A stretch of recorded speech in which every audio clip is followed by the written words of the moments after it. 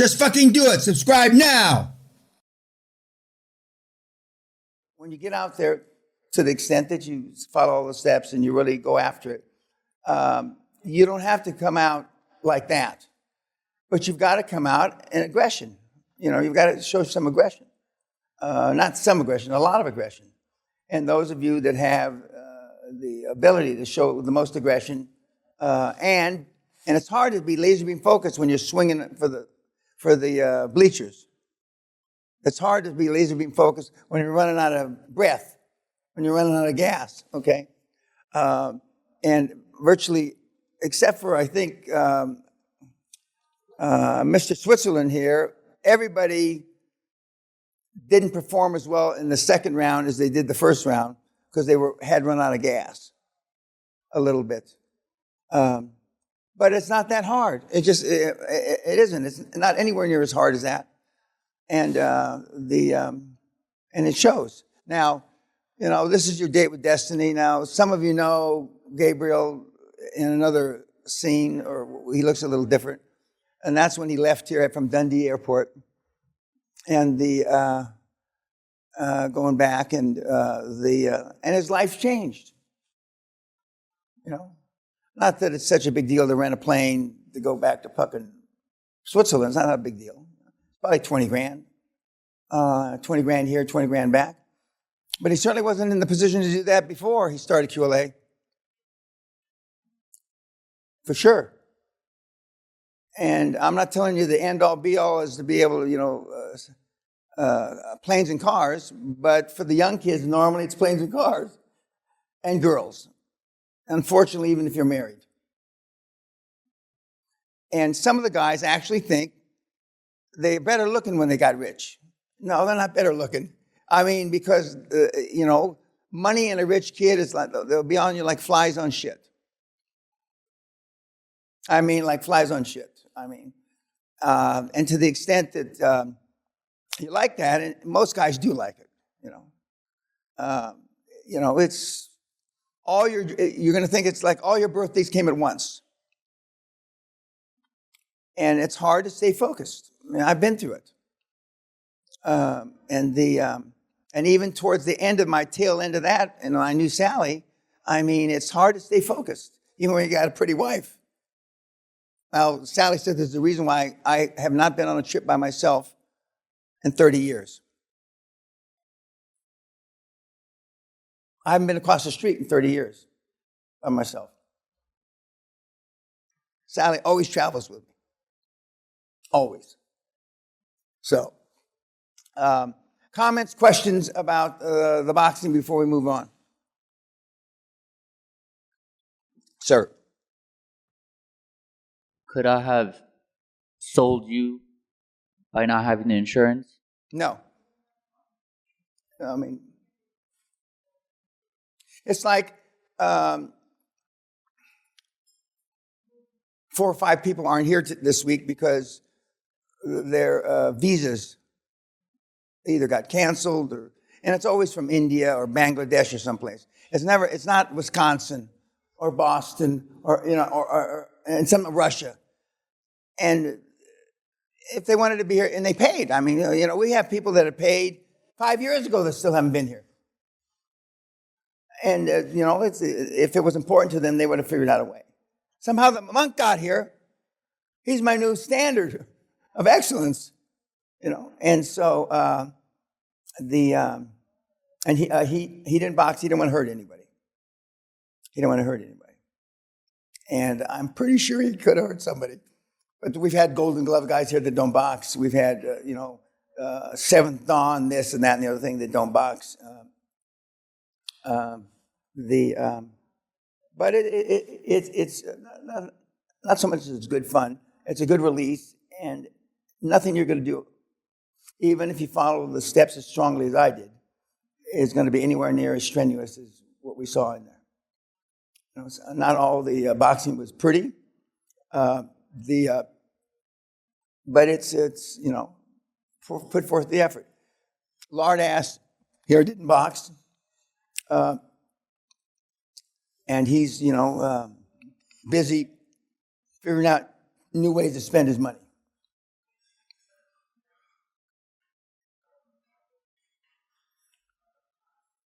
another mentee there with the CEO of NEOM, which is Klaus Kleinfeld's deal, the $500 billion deal that has now grown to over $2 trillion. The guy on the right is my mentee on that picture, and the guy on the left on that picture, a Dutch guy. And I say if you speak Arabic, you should go to Saudi Arabia and be part of the NEOM team project. French, Haiti, not anymore. Spanish, Cuba, there's a lot of Spanish-speaking countries. Because there are opportunities and specifically designed for people to speak those languages in those countries, not here. Now, the Davos crowd, which Klaus was a part of, prostitutes gather in Davos. The highest priced prostitutes in the world follow these events around. And one of my mentees, who just exited her aesthetic surgery, plastic surgery roll-up, is one of the highest priced escorts in the world. And so we've rolled up escort agencies. We've rolled up brothels. We've rolled up whorehouses.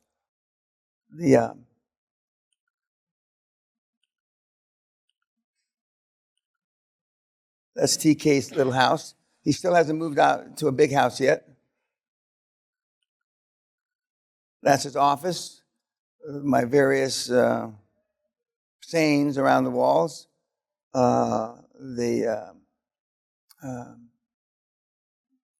Right now, for a lot of you, the bridge is too far from you to go from a coward to a warrior. The bridge is too far. You worry about too many things. You're not going to be one of the fastest out of the gates for the QLA race if you worry about it. You shouldn't worry about anything. I know that's a far stretch. Why worry about nothing and you worry about everything? So someplace in the middle, and you'll do fine. You'll do fine. I'd go back and watch the video of Josh Kim, his 18-minute exit when he turned 21 on his 21st birthday. He was here in the drawing room of the main house, and he said 95% of the things I worried about never happened. Mr. Peña was absolutely accurate. Absolutely accurate. I heard you had 3 full-time jobs during the pandemic.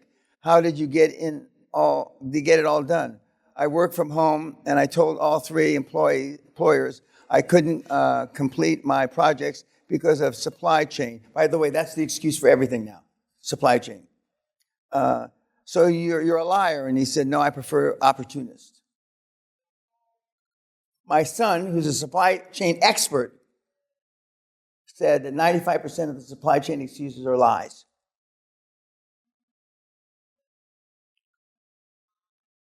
Netflix insiders describe a culture shift to fear-based decision-making. Execs stretch them thin and belt tightening amid layoffs and subscriber losses.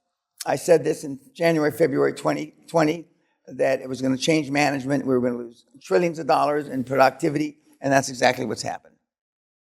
High-performing managers set harsher targets for people who work under them, a new study found. They actually had to pay money. Mark Zuckerberg told Meta staff he's upping performance goals to get rid of employees who shouldn't be here. Amazon manager told staff to collect donations if they wanted to keep buying cereal at their office. Google employees who used to work at Amazon complained to each other just how frugal their former employer was. No second monitors, no MacBooks, and splitting one bagel between 2 people at office meetings. Now, this is the thing that I went and placed this because this reminds me of you guys. 2 hillbillies walk into a restaurant while having a bite to eat. They talk about their moonshine operations. Suddenly, a woman at a nearby table who is eating a sandwich begins to cough. After a minute or so, it becomes apparent that she is in real distress. One of the hillbillies looks at her and says, can you swallow? The woman shakes her head, no. Then he asks, can you breathe? The woman begins to turn blue and shakes her head, no. The hillbilly walks over to the woman, lifts her dress, yanks down her drawers, and quickly gives her a right butt cheek a lick with his tongue. The woman is so shocked that she has a violent spasm and the obstruction flies out of her mouth. As she begins to breathe again, the hillbilly walks slowly back to his table. His brother said, you know, I heard of their Heimlich maneuver, but I never seen one. That's your knowledge of QLA today. So if you prepared like you're supposed to, and you have these kind of questions, then there's something seriously wrong with your power of retention. Seriously wrong.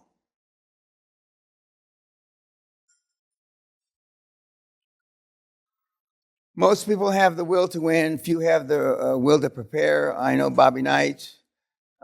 We don't need this. Don't pray for an easy life. Pray for the strength to endure a difficult one. Now, any questions about anything? We're going to start with the chairman again. And we're going to go through it in more detail this time. And we're going to go through the well, I don't call it role playing because I play both roles. I'm the accountant, I'm the you. I'm the motivated seller, I'm the you. I'm the chairman, I'm the you. I'm the CEO, because that way you hear the exact right words. When you do the role playing, you gravitate towards what's more in your comfort zone, the wrong words. So then you go out there and you practice the wrong words. So you're going to hear it, the highest probability of what the potential chairman is going to say to you, the highest probability what the CFO is going to say to you, the highest probability what the partner at E&Y is going to say to you. And then what your response is supposed to be. Now, my response will be abbreviated vis-a-vis the templates you have, or will have in a few days. But it's kind of a shrunken down template, because I don't need 15, 20 words to explain what I want from them. And we give you 15 or 20 words because it's going to, you'll feel more comfortable because you want to explain more. And people that have high self-esteem, high self-confidence give short, curt answers. And that's not woke or politically correct now. So you're going to stretch it out a lot longer than it needs to be. Everybody understand what I just said? Okay. You've heard more than one. Anybody have any comments about Peter's second gig? Anything? Okay. Yes, sir. His 2 deals. What were the deal sizes? Okay. One was 12 million and one was, 15 million. The banks were willing to put up roughly 88% of the total purchase price on the first deal. The bank wanted roughly $1 million cash, euros. He didn't have any money. He didn't ask any of his board members, and none of his board members volunteered. The CFO, while he was playing golf with some of his buddies, told some of his buddies about the deal, and so his buddy said, well, you need €1 million. Well, let me look at the deal. So he went and looked at the deal. Of course, the CFO is his buddy, and the CFO had put together the numbers. So he had a high comfort level, level of comfort. And the guy said, after not too much consternation, said, I'll put up the €1 million. But the real kicker is he only took 6% equity. I'm telling you, in 53 years, at that time in 48 years, I'd never seen it. And 5 years later, in 53 years, I've never seen that happen in my entire career. Where the guy put up all the money and only took 6%. You've heard a couple of people already say, not the least of which of myself, they put up all the money, they take 80 or 90%. And private offices will take 80 or 90%. Private equity will take 80 or 90%. Venture capitalists will take 80 or 90%. Hedge funds will take 80 or 90%. All about the same. He took 6. And at that time, we were still on the, where I got weekly reports from the mentees. And I told Peter at the time, you should run like a thief in the night. And if you don't go to church, you should start going. Yes, sir. What would be a more realistic At least percentage 60%. for the 1 million? 60. You want 100% of the equity is spread by one person, minimum 60 to 90%. Minimum. Now I put up all the money and I give you nothing. And I tell the kid, a young kid is naive, is stupid. I'll say, but you can claw back 20%, meaning you can earn 20%. Over 5 years, you have to meet these ROIs, return on investment. In the first year, 15%, 17%, 18%, 19%, and 20% ROI, and you can have 20% equity. I've never seen anybody meet one of the hurdles, let alone all 5. Again, I've been doing this 53 years. But you agreed just to get the money. And somebody, not like me, because I'm kinder, gentler grandfather now, but you would accept it like you brushed your teeth. Because you found somebody who's willing to give you all the money, and that's all you're focused on. Okay, so I'm raving, pounding my chest. I spoke at, University of Pennsylvania, Wharton School of Business. I said, the best deal I ever saw. And then when I get back home, he slams another deal on me, which is better than the first deal, where he got 2 million euros for 8%. Of course, it was easier getting the 2 million for 8 because he had just seen somebody put up 1 million for 6. Again, I couldn't believe it. I thought it was drug money. I mean, something's not right. The world has not changed that much. I could be so out of sync. But it was just these two guys. Actually, it was a partnership put up 8 million. So it was 2 guys that put up 2 million, and one guy for 8%, and one guy had put up 1 million for 6%. And then Peter was off and running. Now he downplays it. He was lucky. No, he wasn't fucking lucky. He must have been in the zone. On athletics, when you're in the zone, you can't do hardly anything wrong. Well, he was in the fucking zone. Plus, he practiced. He went to improv. He practiced. He went to Toastmasters. He practiced. And 2 times, his chairman has stood up for him in the board meeting when the other board members wanted, what the fuck do you know? I can't overemphasize how important this fucking chairman is. Most of you in this room, based on your experience now, will get thrown out. That doesn't mean you're going to get thrown out 5 days from now. But based on your experience now, it's being a lamb to slaughter. A lamb to slaughter. Okay, so those are the first 2 deals. He then, and the reason why they were so expensive is because he bought the buildings. What do I tell you not to do? Don't buy the fucking buildings, right? Well, it was the only deals he could find. And he was desperate, as he shows, even today when he talks about it. And that's why you start 1.5 million, 2 million, 2.5 million, like Andres, which we're going to see his numbers tomorrow.